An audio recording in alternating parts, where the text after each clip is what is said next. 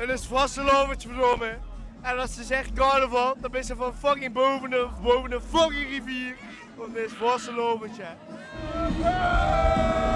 heb een hele moeilijke stelling voor u. En dan ga je als volgt. Is het vastelovend of carnaval? Ja, vastelovend natuurlijk. Dat vind ik een moeilijke vraag. Vastelovend! Het is vastelovend, zoals het hier.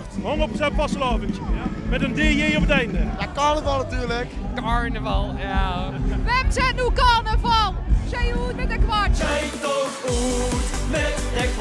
Het is carnaval. En zei het hetzelfde toch? Nee. Carnaval en vastelovend is niet hetzelfde. Ja? Eigenlijk niet.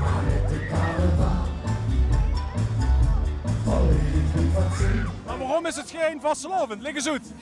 Omdat het middag is en geen avond. Vastelovend is Limburgs, carnaval is het hele land. Omdat we hier in Limburg zijn en in Limburg viert zich geen carnaval. We zijn hier in Limburg. Ja, we zitten hier in Brabant. Ik haat Brabant. En dan ga je zien of de rennen of wat? Na Apers. Wat is nu het verschil tussen carnaval en vastelovend? De schmink. Wij zijn gewoon veel leuker aangekleed. Ja, kijk, Brabant heeft zo zijn eigen charmes. Maar wij zijn gewoon... Kijk nou eens, wij doen er veel meer moeite in te steken. Dan zijn jullie hier welkom die zeggen carnaval. Nee, die moet er afzouten.